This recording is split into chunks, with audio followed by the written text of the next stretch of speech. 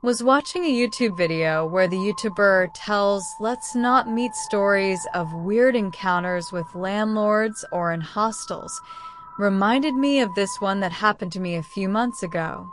Disclaimer: that might not be as scary as other stories in this subreddit, but watching those videos made me paranoid, which is why I decided to leave that Airbnb rather than risk being the victim in a true crime story. As I said, this happened a few months ago, if I remember correctly, in January or February 2024. I was visiting family in southern France and did not want to stay at their place even if they offered, for personal reasons which I won't share here. Note that I visit them quite often and usually last minute, so I would never book the same place, and I would sometimes book a hotel room which was more expensive, but better for me as I don't necessarily want to socialize with the hosts. Even when I would book Airbnbs, I would always search flats or studio flats and not a room in a flat/house where other people live, as I want to be on my own, so this is an important criteria for me. So I booked this Airbnb within walking distance to where my family members stay, and it looks very nice on paper. I think it was marketed as a house or ground floor flat with access to a yard and a garden. It was probably one of the cheaper options, I don't remember for sure, but I wasn't going there for leisure or planning to have a very nice place for myself to have enjoyable holidays, if that makes sense, so I really wanted something for convenience and wouldn't pay extra for any kind of luxury. There were not a lot of reviews, but the few ones were pretty positive. So I go to that place with my suitcase, waiting in front of the house. I contact the landlord who should give me the keys, but he's late. I spent at least 1 hour waiting outside, and I'm trying to be patient, realizing at least the neighborhood is pretty nice and seems safe, even if I need to walk through areas that are slightly dodgy to get there from where my relatives stay. The landlord finally arrives. He seems like a good man and apologizes profusely, saying he was in another town visiting his cousin or friends, and time flew by. First red flag. He says they were drinking and didn't have time to sober up, so he had to speed on the highway on his motorbike while being tipsy/drunk. He stops and asks me half-jokingly not to say that in my review. I get a bit serious and tell him he shouldn't drink and drive, but he says he really didn't want to make me wait further. I tell him I won't flag that in my review, spoiler alert. I will, but didn't want to start off on the wrong foot. The guy is nice otherwise and seems trustworthy, very chatty and open to socializing. And frankly, I was just happy I could finally get in and drop my stuff. Second red flag is when he tells me I will be living in a small flat adjacent to the bigger house he lives in. But I shouldn't worry because I would have my own place, own bathroom, own kitchen, etc. I don't like that too much, but I actually think it might be good because I'm not super comfortable being on my own in a ground floor accommodation. Knowing anyone can get into the yard and access the front door, again, I'm paranoid. So knowing that someone I know is close by in case something happens gives me a sense of safety. God, was I wrong. He shows me around, all seems okay. It's pretty old, but as I said, I wasn't looking for a luxury stay. The part where I would stay is on a lower level than street level, not exactly like a basement because there is access to a garden, but I need to walk down a set of stairs outside and get into flat through the backyard. This shows mostly when I'm in the bedroom, as I see through the windows that it's clearly at a lower level.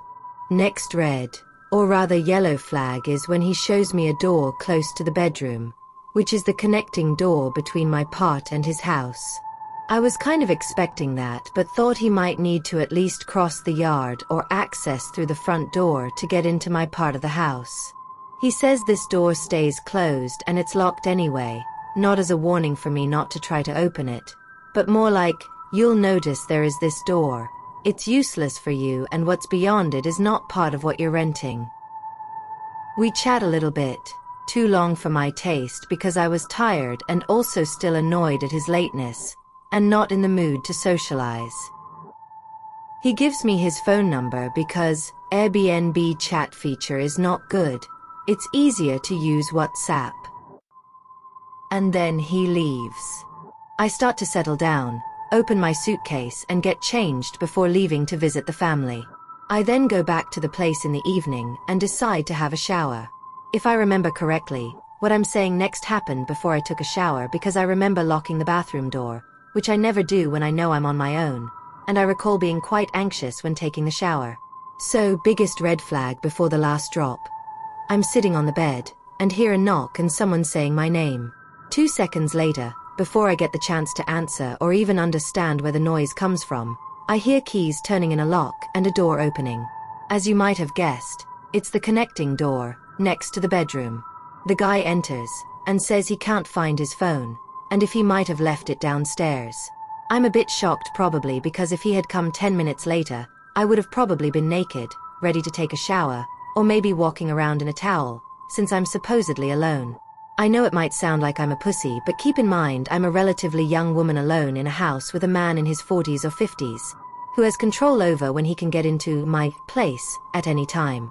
I stay polite and try to tell him that no, I haven't seen his phone. I would have noticed. There's literally nothing except my open suitcase on a couch in the bedroom. He still gets in, speaking a lot and very fast while I'm sitting there, not fully realizing what's happening and not having a chance to tell him to leave. He looks around the flat and obviously doesn't find the phone. Then he says sorry and probably asks if everything is fine, if I had dinner or something like that, and then leaves again. At that point, I'm really wondering if I should stay or not, since I know you get refunded only if you cancel 2 nights in advance. I just thought I would lose the money for the night that has started. It was already after 11 p.m. And the following one, knowing I had booked at least 4 nights. I really needed to take a shower but questioning if I should. I try to see if there are available hotel rooms, but it's already too late to book or already fully booked. I decide to take my shower real quick, wondering if he could hear the shower, and decide that he forgot something else to get in again. Nothing bad happens. I then go back to the bedroom, get dressed as fast as I can just in case, sit down and think. I decide that I will just stay for the night and I'll probably be less paranoid in the morning, if I'm still alive. That's when I notice the chairs in the bedroom. There are 2 and one of them has ropes tied around the armrests. The chairs are in good shape and the rope is definitely not there to keep the armrests fixed to the chair, as they are just loose. To this day I have no idea why they were there.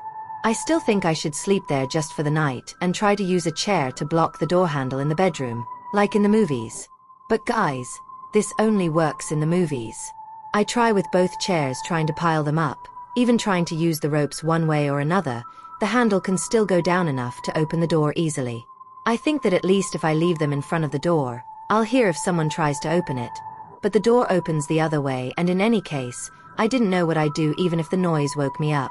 Again, I'm paranoid and anxious, but living alone, abroad, my motto is to never, ever, take risks for my own safety, as I'm usually the only one who can save myself, so better avoid any tricky situation. Doesn't mean I never go out, but I wouldn't get drunk around people I don't trust, and I would take a cab if I feel unsafe going home on my own after midnight. I now live in a city that's rather safe but had too many bad encounters, unfortunately nothing unusual for most women, not to be careful. So from an external point of view, this is a story about someone booking an Airbnb with good reviews, with a nice and friendly landlord who is just overly open because he likes to meet people, and the ropes are just a detail. But for my anxious and paranoid self, it's the premise for a horror story or thriller where you shout at the stupid and trusting victim to get away ASAP before the guy comes back. So I decide to call my brother, who came to pick me up around midnight for me to spend the rest of my stay at his place. TLDR, I left my Airbnb in the middle of the night because my Airbnb host entered my flat through a connecting door without warning, and after I saw ropes tied around the armrests of a chair in my bedroom.